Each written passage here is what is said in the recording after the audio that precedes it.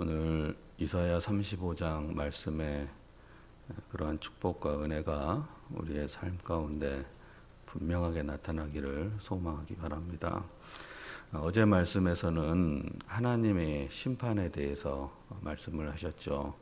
에돔에 대한 멸망, 에돔에 대한 심판, 그리고 에돔과 더불어서 세 개의 열방들에 대한 심판에 대한 메시지가 있었습니다.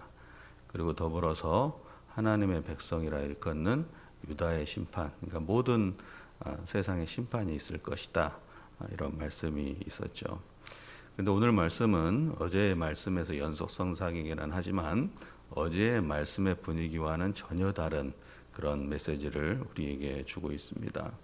즉 심판의 날들의 어떤 시간이 흐르고 마침내 하나님의 나라가 임하는 그때가 되면 이루어지게 될 놀라운 일들에 대해서 말씀해 주시고, 그래서 심판의 날에도 하나님을 믿고 믿음을 지킨 자들의 어떤 회복과 희망에 대해서 이렇게 메시지를 전해주고, 그러한 믿음에 대한 희망을 갖고 그러한 믿음을 가지고 살아라는 것이 오늘 말씀의 주된 내용입니다. 그래서 오늘 이 회망과 회복의 모습, 하나님이 오시는 그때, 하나님이 회복하시는 그때, 그리고 하나님의 나라가 임하는 그때가 되면 어떠한 모습의 희망이 생기고 회복이 일어나게 될 것인가 라는 것을 다 기록을 하는데, 먼저 1절과 2절을 보면 이렇게 기록되어 있습니다. 광야와 메마른 땅이 기뻐하며 사막이 백합화같이 피어 즐거워하며, 2절에 무성하게 피어 기쁜 노래로 즐거워하며 레바논의 영광과 갈멜과 사론의 아름다운 얻을 것이라. 그것들이 여호와의 영광 곧 우리 하나님의 아름다움을 보게 될 것이다. 이 말씀에 전제가 있습니다. 어떤 사람이 이런 것들을 보게 되느냐라는 것인데, 바로 광야 같은 인생길을 살지만 하나님의 뜻 안에서 하나님을 향하여서 하나님의 믿음의 고백을 끊임없이 하고 믿음을 포기하지 않는 자들이 이러한 은혜를 받게 된다라는 겁니다. 그래서 1절 말씀에서 광야와 메마른 땅 이렇게 기록하고 있는데, 이 광야와 메마른 땅이 어떻게 되냐? 기뻐하게 된다는 겁니다. 광야라는 것은 우리나라는 이렇게 이것을 잘 볼 수 없는 지역이기도 하지만, 우리가 책이로든 TV로든 어떻게 이렇게 알고 있듯이 광야라는 것은 메마르고 팍팍한 인생길을 말하는 겁니다. 그래서 이스라엘 백성들이 홍해를 애굽을 탈출하고 홍해를 건너고 이 길을 걷게 되는 광야의 길, 그 광야의 길에 하나님이 계셨을 때 그들의 지킴을 받잖아요. 그들의 먹을 것과 입을 것과 그들이 살아갈 것과 그 모든 것이 공급이 되는데, 하나님과의 어떤 관계가 끊어진 그 광야는 그 말대로 팍팍하고 힘들고 어려운 길이 되는 겁니다. 그래서 이 광야 같은 인생길, 즉 우리가 예수를 믿는 가운데 고난이 있고 수치가 있고 슬픔이 있고 더불어서 심판의 날이 있을 것인데, 이러한 상황 속에서 그 인생이 어떻게 되느냐? 더 이상의 슬픔과 고난과 눈물이 아닌 기쁨으로 변화가 될 것이다 라는 것을 분명하게 기록하고 있죠. 그래서 하나님의 말씀을 통하여서 약속하시는 것이, 하나님의 백성들은 분명히 회복이 일어날 것인데, 그것은 광야 같은 인생길 가운데 새로움의 은혜의 길을 찾게 되는데 어느 정도냐? 1절에 기록되기를 사막이 백합화같이 필 것이다. 사막 그러면은 생명력이 없는 것으로 느껴지면, 사실은 이제 사막에도 이제 생명력이 있기는 한데, 여기서 말하는 사막이라는 것은 풀 한 폭이 없는 척박한 인생살이의 상황을 말하는 것입니다. 한마디로 고난이고 아픔이고 희망이 없어 보이고 뭔가 이렇게 절망적인 상황인데, 놀랍게도 그곳에서 꽃이 피죠. 어떤 꽃이 피게 되냐? 백합화가 피는 겁니다. 우리가 이 복음성가 중에 이렇게 찬양이 있잖아요. 놀랍게 거룩한 꽃이 피게 되는데, 이 백합화 꽃은 이 추운 겨울날을 다 지나고 나서 따뜻한 봄이 오면 이 갈멜살이나 이 샤론의 지역에서 피게 되는 거룩하고 아름다운 꽃을 상징하는 것입니다. 즉 이 백합화를 피우게 되는 사람들은 환난 가운데 고난 가운데 거룩한 믿음을 지키고 있는 사람들, 즉 하나님 나라의 임재를 바라보고 하나님 나라의 도래를 바라보고 믿음 안에서의 희망을 끊지 않고 늘 하늘을 우러러보고 사는 믿음의 온전한 사람들이 이 백합화꽃을 보게 된다는 겁니다. 그래서 심판이 있지만, 모든 세계와 열방 가운데 심판이 있지만 그 심판에 대해서 두려워하지 않고 끝까지 믿음을 지켜낸 사람들은 이 꽃을 보게 된다. 즉 거룩한 행실들을 통하여서 하나님의 영광들을 취하게 된다라고 말씀해 주고 있는 겁니다.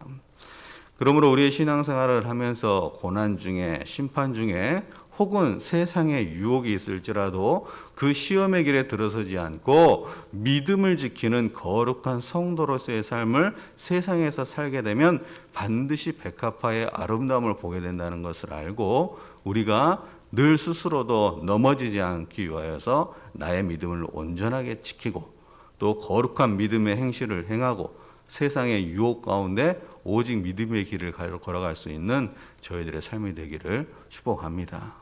자, 그리고 믿음을 잘 지키는 사람들, 그런 사람들이 또 하나님의 임재하는 날에 어떤 영광을 보냐?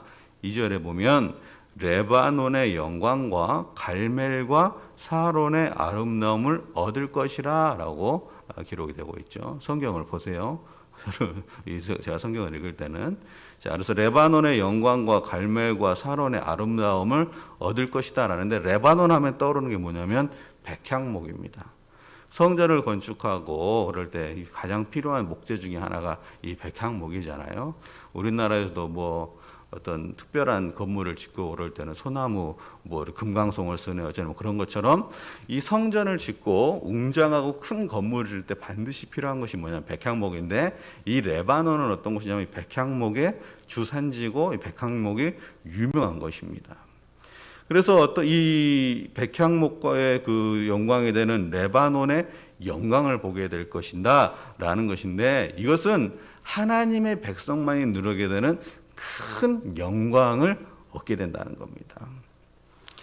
우리가 어떤 세상에서의 일들, 어떤 세상의 목표를 가지고 그 목표를 이루기 위해서 수고하고 애를 쓰고 절제하고 또 내가 하고 싶은 것들을 포기하고 내려놓고 어떤 일에 정진하고 매달리면 어느 순간 영광의 면류관을 쓰는 것처럼 세상에서도 무언가를 얻는데, 우리가 하나님의 자녀가 되어서 세상에서의 여러 가지 유혹된 일들이 있고 세상을 쫓아가는 일들도 있고 세상에서 풍성하게 누릴 수도 있지만, 그것이 하나님이 기뻐하지 않는 길이라면 그 길을 가지 않고 올곧게 믿음의 길을 지켜나갔을 때 하나님이 이 세상에서 얻을 수 없는 놀라운 거룩함의 은총과 더불어서 큰 영광을 받게 될 것이다 라고 기록을 해주고 있는 것입니다.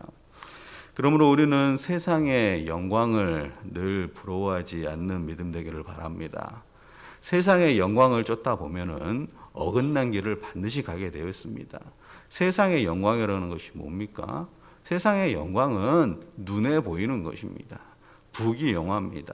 우리가 돈이 많고 어떤 삶을 살아갈 때 어떤 이 풍족함에 사는 것이 잘못이라는 것이 아니라, 자칫 잘못하면 우리가 믿음을 가지고 있고 신앙을 가지고 있지만 세상의 부귀영화를 쫓고 세상의 욕심을 쫓다 보면 죄악의 길에 서기도 하고 오만한 자의 길로 가기 때문에, 그 길보다는 그래도 하나님의 영광을 바라보면서 믿음의 길을 올곧게 걸었을 때 하나님이 주시는 특별한 영광의 은총이 우리에게 있다라는 겁니다.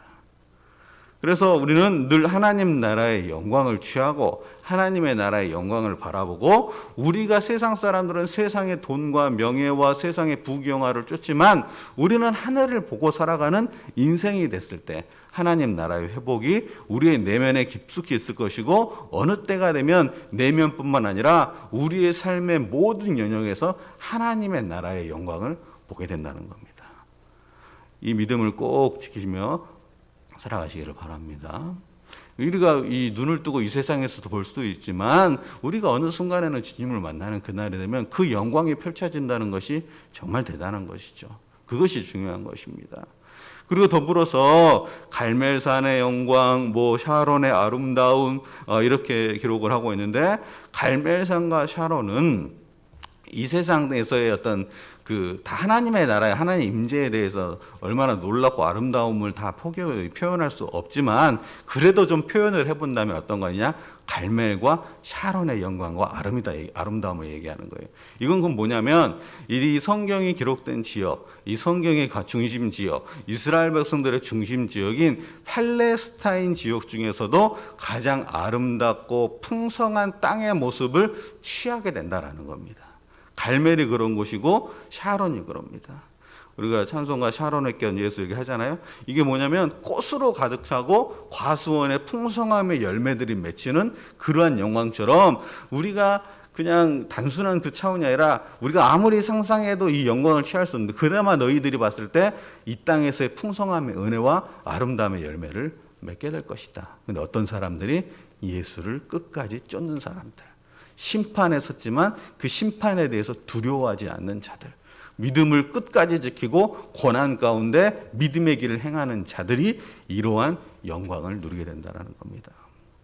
자, 그래서 이 말씀 가운데 공통된 것은 이 영광을 누가 보게 되냐? 2절에 기록되어 있죠. 끝에 그것들이 여호와의 영광 곧 우리 하나님의 아름다움을 보게 되리라. 구별된 자, 하나님의 백성, 온전한 믿음의 사람들, 그 길을 걷는 사람들이 하나님의 이 영광의 아름다움을 보게 됩니다. 자, 그래서 중요한 전제 조건이 있습니다. 그것은 우선은 하나님께 속한 백성이 되는 거죠. 우리가 하나님에 속한 백성이 되는 거예요. 이 말은 곧 뭐냐면 믿음과 세상, 하나님과 세상 사이에서 또 우상을 섬기는 것과 하나님을 예배하는 것 사이에서 오직 믿음과 하나님을 선택하고 예배의 재단을 쌓는 사람들이 누리게 된다는 겁니다. 그래서 성경에 오늘 기록하기를 그렇다면 믿음의 삶을 우리는 어떤 신앙의 삶을 살아야 될까라고 기록을 하고 있고 그 전에 더 하나님의 영광에 취하게 되는 하나님의 영광을 누리게 되는 백성들의 모습을 기록을 하면서 8절에 어떠한 신앙의 삶을 살아야 될까를 분명히 기록하고 있는데 8절 말씀을 같이 한번 읽어보겠습니다. 시작. 거기에 대로가 있어 그 길을 거룩한 길이라 일컫는 바 되리니 깨끗하지 못한 자는 지나가지 못하겠고 오직 구속함을 입은 자들을 위하여 있게 될 것이라 우매한 행위는 그 길로 다니지 못할 것이며. 하나님의 영광과 하나님의 회복과 하나님의 희망과 하나님이 주시는 아름다움을 취하게 되는데 그 길을 가기 위해서는 어떤 길을 가야 되냐? 핵심은 바로 뭐냐면 거룩한 길을 걸어가야 된다는 겁니다. 거룩한 길이라 일컫는 바 되리니 깨끗하지 못한 자는 그것을 뭐예요? 지나가지 못해요. 그런데 거룩이라는 것은 우리 스스로가 만들어낼 수 없습니다. 일정 부분 우리가 어떤 노력을 하고 애를 쓰고 어떤 깨끗하게 하고 도덕적인 삶을 살고 윤리적인 삶은 살 수도 있고 하나님의 말씀을 따를 수도 있는데 이것이 우리의 내면의 인간의 어떤 생각으로만 다 이루어지는 것이 아니라 이 거룩이라는 것 그 자체는 하나님이 주시는 은혜 속에서 누리게 되는데 그러려면 먼저 우리는 구속의 은혜를 받아야 됩니다. 구속의 은혜. 즉 하나님을 진짜로 잘 믿어야 되는 거죠. 하나님을 믿어야 되는 것이죠.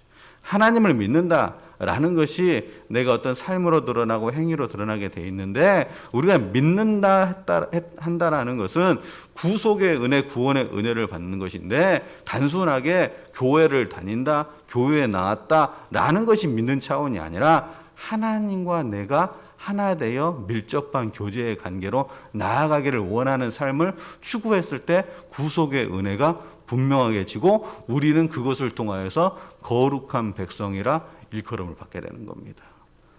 그래서 믿는 것입니다.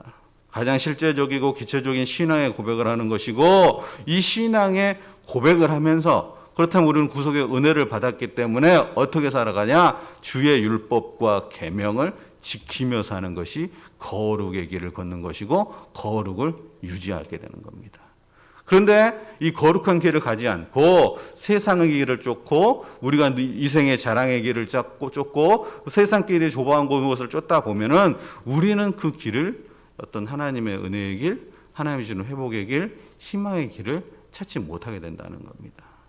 그래서 구약 성경 말씀에서 유대 백성들이 하나님의 구원의 은총을 받은 다음에 시내 산에서 언약을 맺고 시내 산 언약을 통하여서 내가 그 하나님의 말씀을 쫓고 따랐을 때 하나님이 주시는 가나안의 축복의 땅, 분명한 축복의 땅에 말씀하시는데, 우리의 인생길이라는 것이 광야길을 걸을 수 있지만 그 광야길 가운데 하나님과 동행하고 있고 마침내 믿음 가운데 하나님의 뜻을 따라가면서 여러 세상의 길을 걷다가 믿음 안에서 승리했을 때는 하나님이 주시는 아름다움의 영광을 보게 된다는 겁니다. 이것이 바로 거룩한 길입니다. 그래서 우리가 신앙생활을 하면서 기분 따라서, 감정 따라서 절대 신앙생활하면 안 됩니다. 신앙생활은 우리의 삶입니다. 그리고 예배를 한다, 예배를 가치 있게 든다 라는 것이 어떤 의미인지를 알고 우리가 정말 겸손하게 하나님의 뜻 안에서, 하나님의 말씀 안에서, 하나님의 율법과 계명 안에서 살려고 애를 쓰는 것이 바로 신앙인의 삶이고, 이것이 축복이고 은혜고 희망이 된다는 것입니다. 자, 그래서 8절에서 분명히 기록한 것은 뭐냐면 우매한 행위는 그 길로 다니지 못할 것이다 라고 기록해요.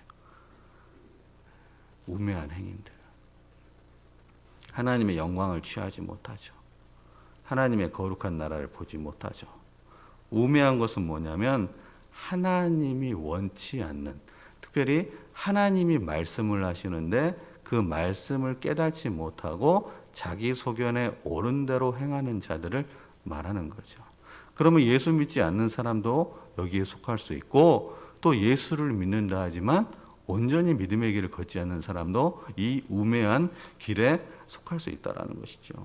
그래서 우리는 하나님의 말씀을 잘 알아야 되고, 특별히 성경에 말하고 있는 하나님의 뜻이 무엇인지를 분명하게 알고, 하나님의 영광이 무엇인지, 하나님의 영광됨의 삶을 사는 것이 무엇인지를 알고, 세상에 미혹되지 않고 세상에서의 신앙임의 삶을 잘 지켜나가고 바르게 지켜나가서 세상으로부터 조롱당하는 것이 아닌 하나님의 영광을 쫓게 되는 그런 은혜가 있을 때 우리가 온전하게 살게 되는 것입니다. 그러므로 우리는 세상과 타협하지 말고 늘 진리 안에 깨어 있어야 될 줄을 믿습니다. 그래서 오늘 기록을 하고 있죠. 3절에 너희는 약한 손을 강하게 하며 떨리는 무릎을 굳게 하며 겁내는 자들에게 이르기를 굳세어라, 두려워하지 말라. 보라, 너희 하나님이 오사 보복하시며 갚아주실 것이라. 하나님이 오사 너희를 구하시리라. 약하고 떨려요. 우리는 유혹에 넘어갈 수도 있어요. 그럼에도 불구하고 그 약한 손을 강하게 해라. 그러니까 강하게 하는데 너희들의 힘만으로 강하게 되는 것이 아니라 하나님의 말씀을 붙잡고 강하게 서면 강하게 설 수 있는 인생을 살 수 있다는 겁니다. 우리가 믿음의 삶을 통하여서 늘 하나님의 나라의 뜻에 합당하게 살기를 꿈꾸기를 바랍니다. 그렇게 걸으면 반드시 회복의 은혜가 있을 것이고, 우리가 절망 가운데 희망이 있을 것이고, 특별히 심판의 두려움 가운데 그것이 두렵지 않은 당당하게 서고 하나님 나라의 온전한 백성이 되는 그런 반열에 이르게 될 줄을 믿습니다. 기독교의 역사는요, 고난과 죽음과 어떤 절망 가운데 피어난 꽃과 같은 역사입니다.